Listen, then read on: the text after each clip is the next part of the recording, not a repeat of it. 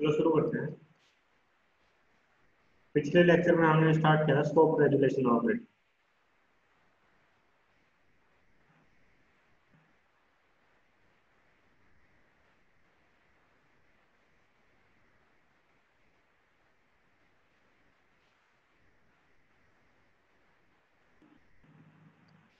देखो, जो scope resolution operator है ये आपका ग्लोबल वेरिएबल को यूज करने के लिए काम आता है। ठीक है, जैसे सपोज करो यहाँ मैंने दो ब्लॉक ले रखे हैं। एक तो ब्लॉक आपका ये है और एक ब्लॉक ये है। जो वेरिएबल इस इनर ब्लॉक के अंदर डिक्लेयर होगा उसकी लाइफ इन दो ब्रैकेट के बीच की होगी बस। और जो वेरिएबल मैंने आउटर ब्लॉक के अंदर डिक्लेयर किया है उसकी लाइफ जब तक इसका क्लोजिंग ब्रैकेट नहीं है मिल जाता वहां तक इसकी लाइफ है। ठीक है, जब मैंने एक आउटर ब्लॉक में एक वेरिएबल लिया x और उसकी वैल्यू ले ली मैंने 10, और एक इनर ब्लॉक में मैंने एक वेरिएबल लिया x और उसकी वैल्यू ले ली 20। जब मैं ये स्टेटमेंट लिखता हूँ सी आउट x तो ये प्रिंट कराएगा मुझे 20। अभी के लिए इस स्टेटमेंट को भूल जाओ। ठीक है, और उसके बाद जब इनर ब्लॉक के बाहर मैंने दोबारा सी आउट लिखा और x प्रिंट करा रहा हूँ। अब यहाँ जो x है ये जो वेरिएबल मैंने इस आउटर लूप के अंदर डिक्लेयर किया हुआ है ये वो वेरिएबल। अगर मैं यहाँ ये वेरिएबल डिक्लेयर ना करता तो ये मुझे एरर दे देता। एरर क्यों देता? क्योंकि जो इनर एक्स है, इनर ब्लॉक के अंदर एक्स डिक्लेयर किया गया है उसकी लाइफ इन दो ब्रैकेट के बीच में है बस। ठीक है, अगर और जो ये स्कोप रेजुलेशन ऑपरेटर है इसका काम होता है आपको ग्लोबल वेरिएबल को यूज करने के लिए। लास्ट लेक्चर में आपको गलत बता गया था थोड़ा। अब सपोज करो मेरे पास एक वेरिएबल है इंट x, इसकी वैल्यू ले लेता हूं मैं, मान लेते हैं 30। ठीक है, अब मैंने ये वेरिएबल यूज करना है x इक्वल टू 30। अब मैं अगर सिंपल x लिखता हूं तो ये जो भी लोकल वेरिएबल होगा वो प्रिंट करवा देगा, लेकिन मुझे करवाना तो एक ग्लोबल वेरिएबल प्रिंट है तो उसके लिए स्कोप रेजुलेशन ऑपरेटर यूज होता है। ठीक है, अगर मैं इसको रन करता हूं, सॉरी सेव नहीं किया मैंने, सेव करके मैं रन करता हूं। अगर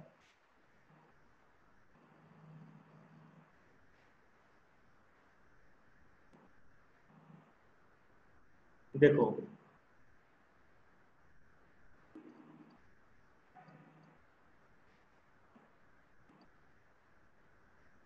यहाँ इसने मुझे जो रिजल्ट दिया है,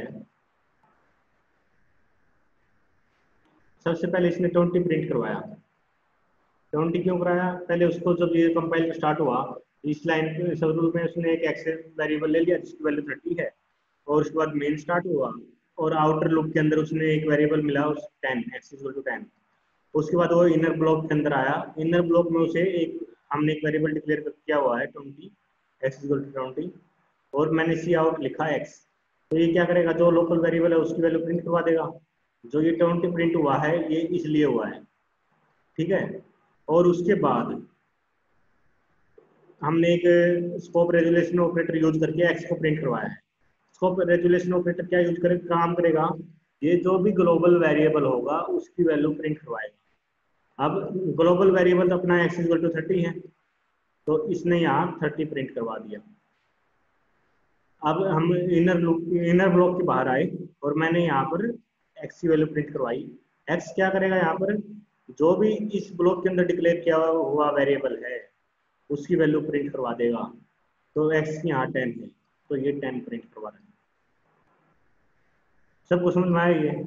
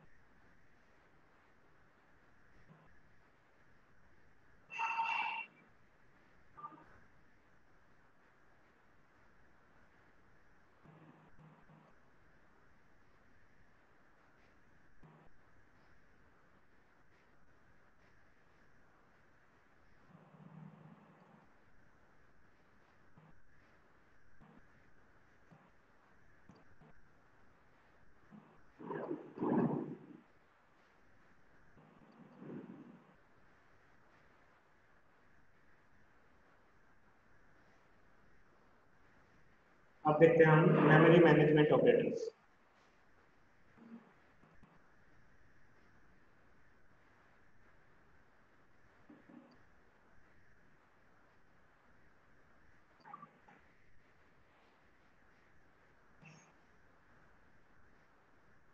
किरण, हाँ, ये आपने कल भी व्हाट्सएप पे ही पूछा था।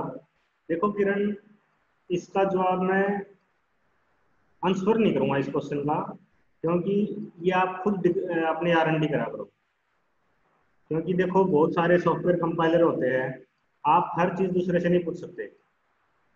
आपने ये चीज खुद एक्सप्लोर करनी है कि भाई किसमें क्या इशू आ रहा है, कुछ हो रहा है तो खुद किया। ठीक है, आपके पास गूगल है, इंटरनेट है, दूसरे पे सबसे आखिर में जाया करो। किसी से कुछ पूछना हो तो सबसे आखिर में जाया करो। जब आपने पूरा हाथ पैर मार लिए, इंटरनेट सर्च कर लिया पूरा, कुछ फिर नहीं हो रहा, फिर दूसरों के पास जाया करो। आपस में पूछना हो या किसी टीचर से पूछना हो, एंड में जाया करो। ठीक है।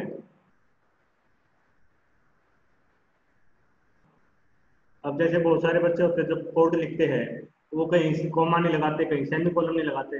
अब ये काम थोड़ी है कि भाई आपके कॉमा और सेमी कॉलम को ढूंढूंगा मैं तो आपको कंसेप्ट बता सकता हूँ। अगर कोई चीज नहीं काम कर रही है उसका सॉल्यूशन खुद फाइंड करो, ट्रबल शूटिंग खुद किया करो। ये है हैबिट, जितनी जल्दी डेवलप कर लोगे उतना ठीक रहोगे।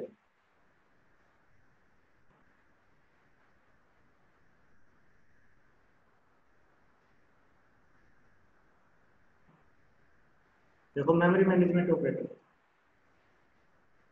इसमें आपने मैलोक फंक्शन यूज किया होगा लास्ट सेमेस्टर में, याद है किसी को?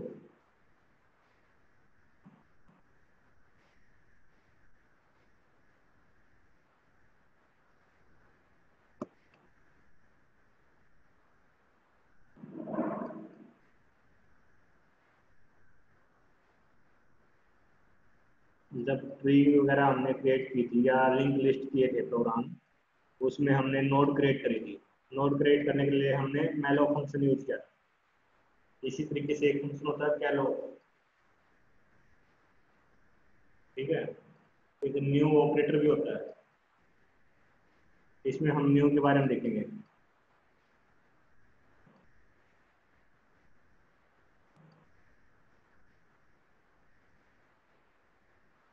देखो जो आपने लिंक लिस्ट वगैरह जब प्रोग्राम किए थे, आपने फंक्शन को मतलब जो मेमोरी थी उसको एलोकेट करने के लिए मैलोक यूज किया। और जो नोड आपको जरूरत नहीं थी उसके लिए आपने फ्री यूज किया। अगर आपने कोई नोड डिलीट कर दी लिंक लिस्ट में से, उसकी मेमोरी फ्री करवाने के लिए आप हम फ्री यूज करते हैं। ठीक है, ये बेसिकली डायनामिकली मेमोरी एलोकेट करने के लिए होता है, dynamic memory allocation. Dynamic memory allocation का मतलब क्या है? आपको पहले से नहीं पता कि आपको मेमोरी कितनी चाहिए, आपको रन टाइम पे पता चल रहा है कि मुझे इतनी मेमोरी चाहिए, इसलिए इसका मतलब है डायनामिक। अगर आपको पहले से पता हो कि कितनी मेमोरी चाहिए तो उस केस में इसको स्टैटिक बोल देते हैं, स्टैटिक मेमोरी एलोकेशन। लेकिन हमें जब ये सिचुएशन होती है, हमें पहले से नहीं पता कि कितनी मेमोरी चाहिए, तो उसे हम डायनामिक मेमोरी एलोकेशन बोलते हैं। वहाँ हमें डायनामिकली मेमोरी एलोकेट करनी पड़ती है। और जो मैलोक फंक्शन से जो हम मेमोरी एलोकेट करते हैं उसको फ्री करवाने के लिए हमें फ्री जो फंक्शन था उसका यूज करना पड़ता था। और इसमें एक ये था कि इसमें आपको साइज नहीं पता चलता था। अगर आपको याद हो तो उसके लिए हम साइज ऑफ ऑपरेटर यूज करते थे, है ना? याद होगा ये भी, जब लिंक लिस्ट में आपने नोड क्रिएट करी तो उसमें साइज ऑफ ऑपरेटर भी यूज किया था हमने।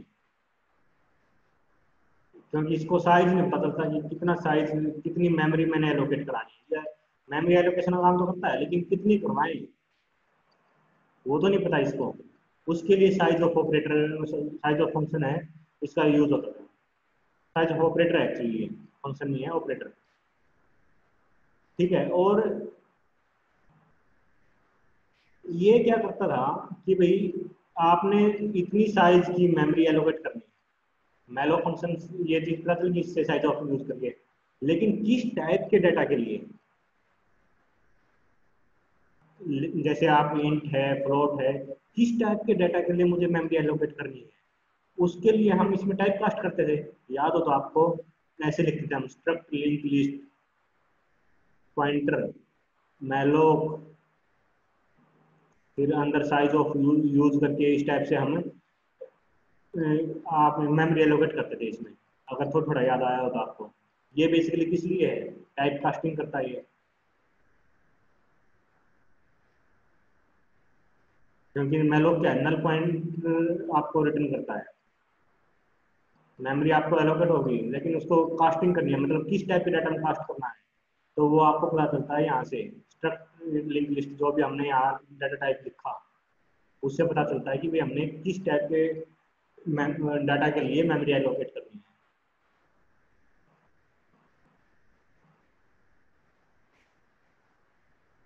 अब हम न्यू ऑपरेटर देखते हैं। डायनामिकली, ये भी डायनामिकली मेमोरी एलोकेट करने का काम करता है न्यू, बस थोड़ा सा डिफरेंस है मैलोक और न्यू में। एक तो ये कि मैलोक के अंदर क्या कहते हैं, आपको टाइप कास्ट करना पड़ता है ना। न्यू के अंदर टाइप कास्टिंग की जरूरत नहीं पड़ती। दूसरा, मैलोक फंक्शन जब आप यूज करते हो उसमें साइज ऑफ ऑपरेटर भी यूज करना पड़ता है। आपको साइज फाइंड करना है, उसका कितने साइज का आपने मेमोरी एलोकेट करनी है, उसकी भी जरूरत न्यू के अंदर नहीं पड़ती। न्यू क्या करता है, ये ऑटोमेटिकली साइज उसका कैलकुलेट कर लेता है और मेमोरी एलोकेट करवा देता है। ठीक है। दूसरा तीसरा इसमें यह आता है कि भाई जो आप मेमोरी एलोकेट करते हो न्यू से, उसको अगर आपने फ्री करवाना है मेमोरी जो एलोकेट करती है, उसके लिए हम डिलीट आपका ऑपरेटर है इसका यूज करते हैं, जो भी न्यू से मेमोरी एलोकेट कराई है। और अगर हमने मेलोक से एलोकेट करवाई है उस केस में हम किसका यूज करते थे, फ्री।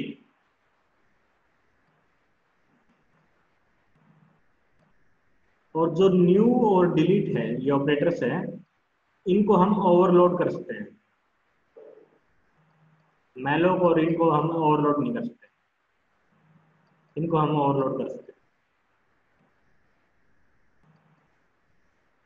ठीक है। अब काम कैसे करता है वो देख लेते हैं। ये सबको समझ में आया ना कि क्या क्या डिफरेंस है दोनों में। डायनामिकली मेमोरी एलोकेट करते हैं दोनों के दोनों, न्यू भी और मैलोक भी, लेकिन थोड़ा सा ओवरलोड आगे आएगा, वो मैं जो टॉपिक आएगा उसमें बता दूंगा। लेकिन अभी के लिए ये बस ओवरलोड समझो। वैसे मैंने इंट्रोडक्शन इसका शुरू में दे दिया था आपको, ओवरलोडिंग क्या होती है, फंक्शन ओवरलोड, ऑपरेटर ओवरलोड, ये मैंने बताया था आपको। जस्ट इंट्रोडक्शन ही दिया था उस टाइम भी, लेकिन आगे देख लेंगे जहाँ ये टॉपिक आएगा वहाँ डिटेल में देखेंगे क्या चीज़ है। लेकिन फिलहाल ये समझो कि इनको हम ओवरलोड कर सकते हैं।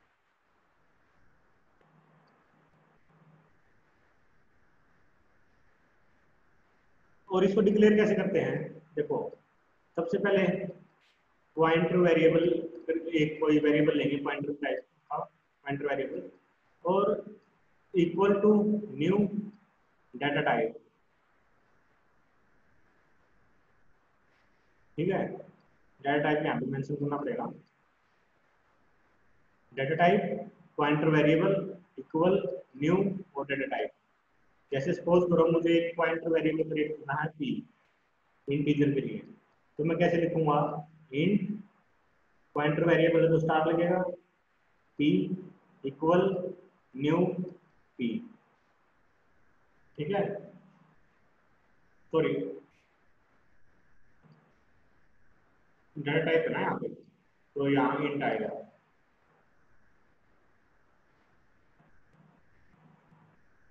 तो ये मेमोरी एलोकेट करा देगा पी के लिए एक इंटीजर टाइप का पॉइंट चाहिए, और इसकी मेमोरी एलोकेट हो गई।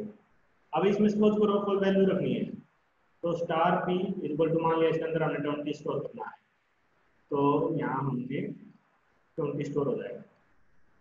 अगर फ्लोट के लिए करना हो तो सिंपल है, फ्लोट डाटा टाइप लिखा, पॉइंटर वेरिएबल मान लेते हैं क्यू, हमने नाम दिया उसका, इक्वल न्यू फ्लोट। ठीक है, तो इसके लिए क्या हुआ, एक फ्लोट टाइप की डाटा टाइप है, मतलब पॉइंट जो डाटा टाइप आपका फ्लोट है और पॉइंटर का नाम है क्यू। तो क्यू के अंदर हमने वैल्यू स्टोर करवानी है किसी की। ये पॉइंटर है तो बेसिकली, हाँ तुमने ठीक कहा किरण, मैं करेक्ट करने वाला ही था। एड्रेस स्टोर होगा यहाँ पर बेसिकली इंटीजर का, कोई इंटीजर वैल्यू है उसका एड्रेस आएगा इसके अंदर, मान लेते हैं एड्रेस है। सेम इसी में होगा कि कोई फ्लोट टाइप का वेरिएबल है, उसका एड्रेस इसके अंदर आ जाएगा।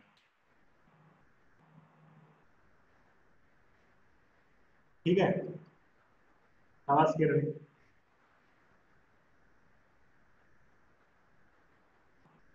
अब सपोज करो आपने साथ, जब पॉइंटर वेरिएबल क्रिएट करते हो उसी टाइम उसकी कोई वैल्यू भी सेट करनी है आपने, तो कैसे करोगे? मान लिया इंटीजर टाइप का आपका डाटा है, पॉइंटर का नाम दिया हमने पी, न्यू, और इंट, मान लेते हैं इसकी वैल्यू दी हमने 10।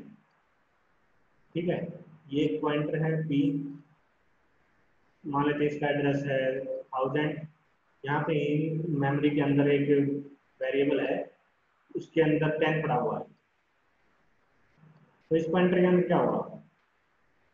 इसका एड्रेस स्टोर करवा दिया हमने 10 का। तो जब मैं लिखता हूँ स्टार पी, इसका मतलब क्या हुआ? Value at p, value at p क्या है? 2000। वैल्यू एट 2000 वो क्या अपनी 10, इसका ऐसे मतलब है। ठीक है, ऐसी फ्लोट के लिए अगर आपने करना हो, float star q equal to new, और फ्लोट मान लेते हैं इसकी वैल्यू हमने दे दी 10.5। सेम वही काम इसका भी है कि भाई आपने एक पॉइंटर वेरिएबल क्रिएट किया क्यू, जिसके अंदर किसी फ्लोट टाइप के वैल्यू का आपने एड्रेस स्टोर करवाना है। 10.5 आपका मेमोरी में कहीं पड़ा हुआ है, मान लेते हैं इसका एड्रेस 2000 है, तो क्यू के अंदर क्या आएगा? 2000। जब मैं लिखता हूँ वैल्यू एट क्यू, इसका मतलब क्या है? इसका मतलब है वैल्यू एट 2000। वैल्यू एट 2000 का क्या मतलब है? 10.5, है ना?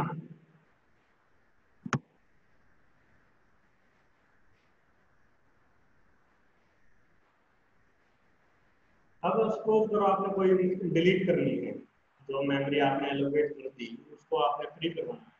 तो फ्री करवाने के लिए कुछ नहीं है, सिंपली डिलीट लिखो। डिलीट, आपने सपोज पी को फ्री करवाना है, डिलीट पी, सिंपली आपने ये लिखना है। आपने क्यू को डिलीट कर मेमोरी फ्री करवानी है क्यू की, तो डिलीट क्यू। ठीक है,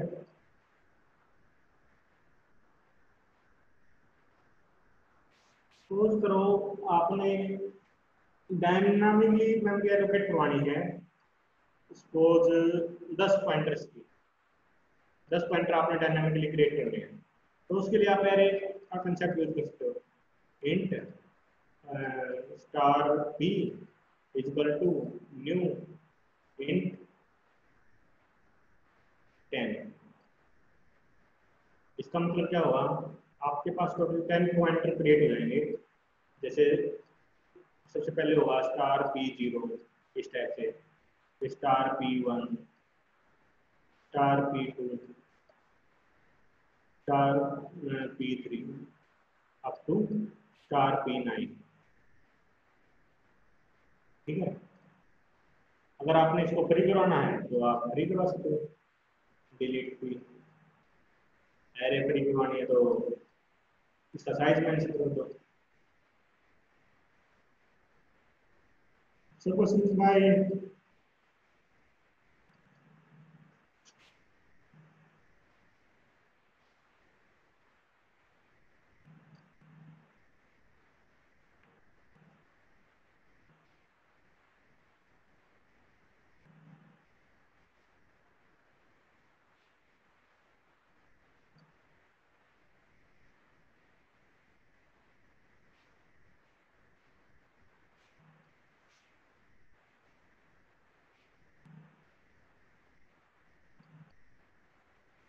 फिर आते हैं इसमें एक मैनिपुलेटर्स।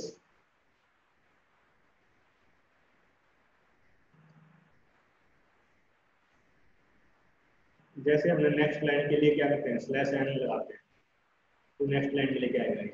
इसी तरीके से हम ई एन डी एल भी लगा सकते हैं, ये भी नेक्स्ट लाइन में लाने का काम करता है। जैसे मैं लिखता हूँ सी आउट, और सपोज करो मैंने यहाँ कुछ भी मैसेज लिखा हेलो, और मैं लिखता हूँ ई एन डी एल, तो ये क्या करेगा, हेलो लिख के नेक्स्ट लाइन में ले आएगा। ठीक है, जो काम स्लैश एन करता है सेम काम करता है ये।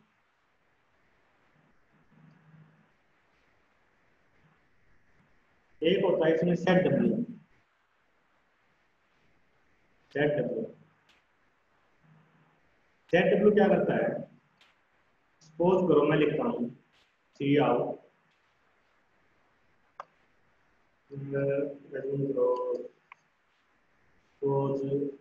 प्रिंसिपल,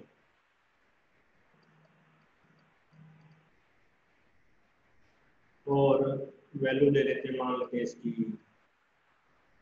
100, और मैं प्रिंट करता हूँ एक और वैल्यू इंटरेस्ट, या सपोज रेट लिखता हूँ,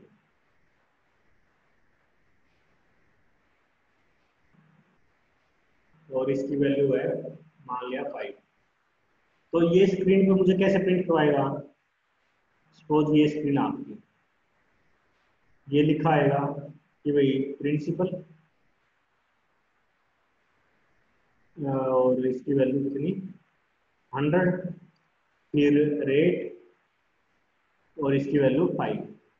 देखो यहाँ कोई एक प्रॉपर मैनेजर वो नहीं है, डिस्प्ले नहीं है। यहाँ सपोज करो मैं इक्वल का साइन और लगा देता हूँ, तो ये क्या करेगा, principal equal 100, rate equal to 5, इस टाइप से प्रिंट करवाएगा। लेकिन सपोज करो मैं ऐसे चाहता हूँ कि प्रिंसिपल इक्वल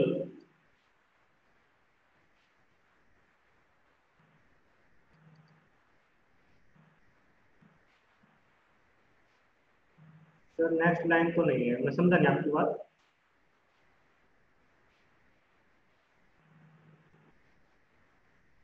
हाँ हाँ, नेक्स्ट लाइन तो नहीं है, चलो वो मान लेना कि नेक्स्ट लाइन है, कोई बात नहीं, यहाँ ई एन डी एल लगा लो।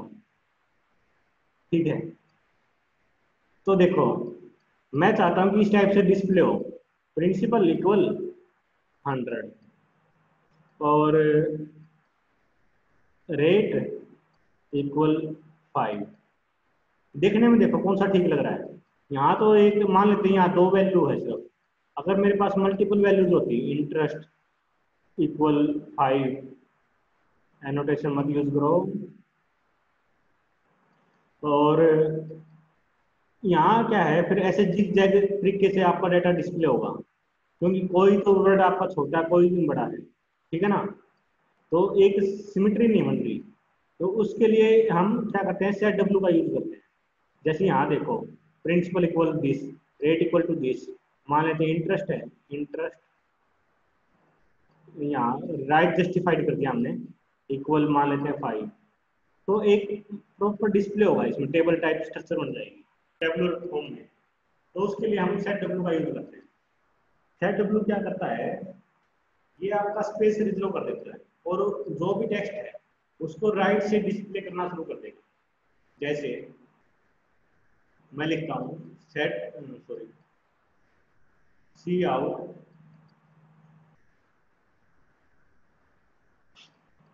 और सेट डब्ल्यू, मान लेते हैं मैं यहाँ 20 लिखता हूँ, और इसके बाद लिखता हूँ मैं प्रिंसिपल। ठीक है, और उसके बाद लिखता हूँ सेट डब्ल्यू 10, फिर लिखता हूँ मैं जो हमने टेक्स्ट मतलब वैल्यू प्रिंट करवानी है, सपोज करो 1000। ठीक है, तो ये क्या करेगा, सेट डब्ल्यू 20 कैरेक्टर के लिए मेमोरी एलोकेट कर देगा, इस टाइप से रिजर्व कर दिया उसने 20 कैरेक्टर के लिए, इस टाइप से गिन लेना कितने हो गए, 20 हो गए, लेकिन फालतू को गलती से काउंट नहीं करे मैंने। अब इसको क्या करेगा, ये जो प्रिंसिपल है इसको राइट टू लेफ्ट प्रिंट कर देगा इसके अंदर, जैसे ELPICNIRP,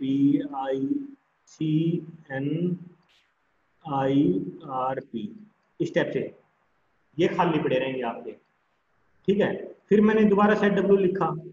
सेट डब्ल्यू क्या करेगा, इसके जस्ट बाद यहाँ से 10 करेक्टर के लिए मेमोरी रिजर्व कर देगा और वैल्यू प्रिंट कराएगा लास्ट से। ये आपको दिखेंगे नहीं, ये जो लाइन लगा रखी मैंने ये नहीं दिखेंगी आपको, आपको तो सिर्फ ये दिखेगा प्रिंसिपल, और ये बीच में 7 करेक्टर खाली और लास्ट के 3 करेक्टर में 100, इस टाइप से। ठीक है, जैसे अगर मैं इसको छोटा सा फटाफट बता देता हूँ, टाइम कम बचा हुआ है।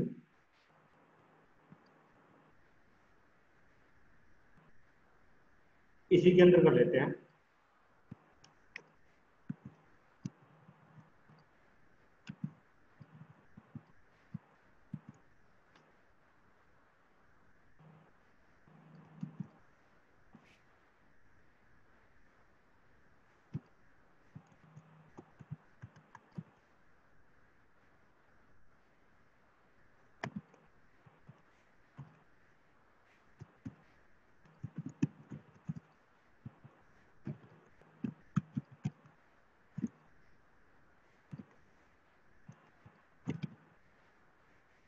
मैंने इसको सेव कर दिया।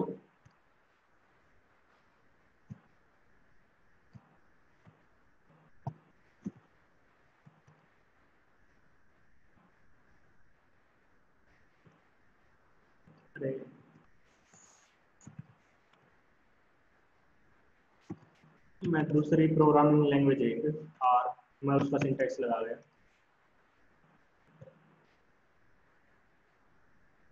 क्या गड़बड़ करी, set W was not declared in this scope।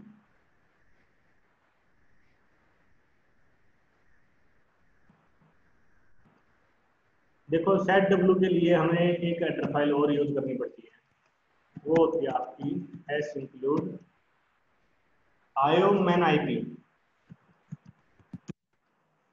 ठीक है, ये आपको इंक्लूड करनी पड़ेगी। देखो आपका जो आउटपुट आई, यहां इसने क्या किया, 10 करेक्टर के लिए मेमोरी रिजर्व करी थी। 5 करेक्टर में तो आपका हेलो आ गया पूरा, HELLO हेलो। 5 करेक्टर ये खाली पड़े यहाँ पर, और 10 करेक्टर मैंने इसके लिए एलोकेट करे थे। 2 करेक्टर में तो आपके 0 2 0 आ गए और 8 करेक्टर ये खाली पड़े हैं। ठीक है, अब इसमें थोड़ा सा चेंज करता हूं मैं।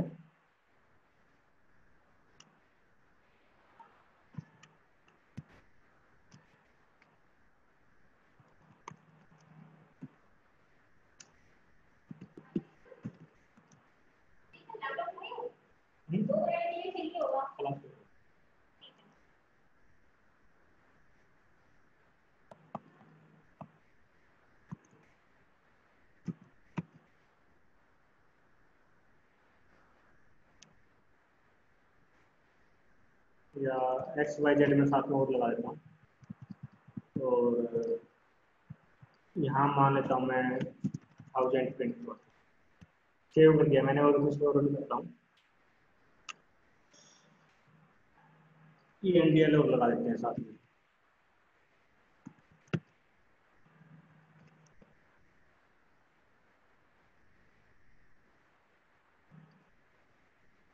देखो अब आपकी जो आउटपुट आई है ये आई है।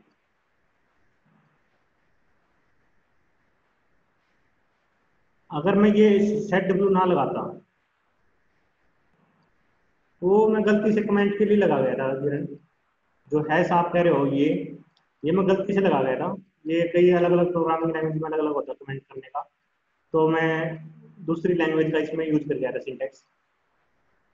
तो कमेंट करने के लिए ये है, मैं वो कमेंट कर रहा था बेसिकली उसको, तो गलती से मैं वो सिंबल लगा गया था।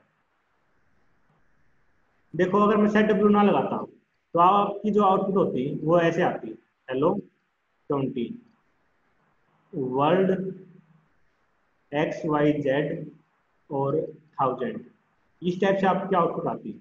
देखो, इसको समझना भी मुश्किल है कि भी एक सिमेट्री नहीं है इसके अंदर। और आपने यहाँ देखो, आपकी एक सिमेट्री है, आपका जो टेक्स्ट है वो यहाँ से यहाँ पर आके एंड हो रहा है। देखो सीधी सी बात है, तो आपके दो डिफरेंट डिफरेंट टेक्स्ट है और उनकी लेंथ अलग अलग है, तो स्टार्टिंग या एंडिंग अलग अलग होगी, नो डाउट। इसकी स्टार्टिंग आपकी यहाँ से हो रही है, इसकी स्टार्टिंग यहाँ से हो रही है, ये तो होगी ही होगी, क्योंकि दोनों की लेंथ अलग है।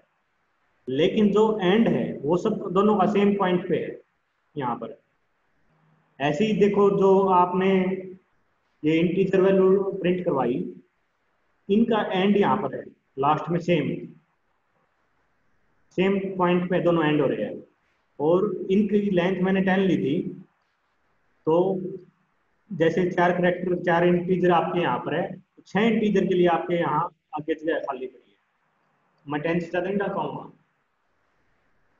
और ऐसे ही इसमें है, आपके 3 2 5 और 5 3 8, दो करेक्टर के लिए यहाँ पर जगह खाली पड़ी है, और ऊपर वाले में 5 करेक्टर के लिए। समझ में आया सबको ये सेट डब्ल्यू कैसे काम करता है?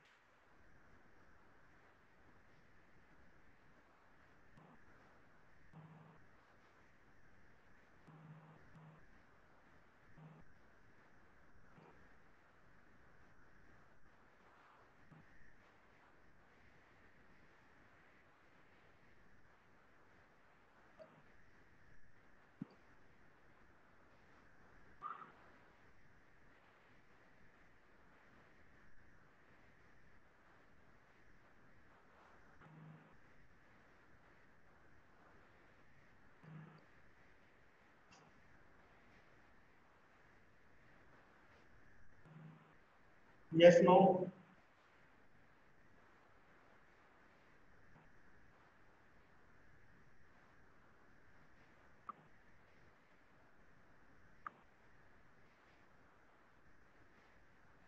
और सैलरी कुछ पूछना है क्या?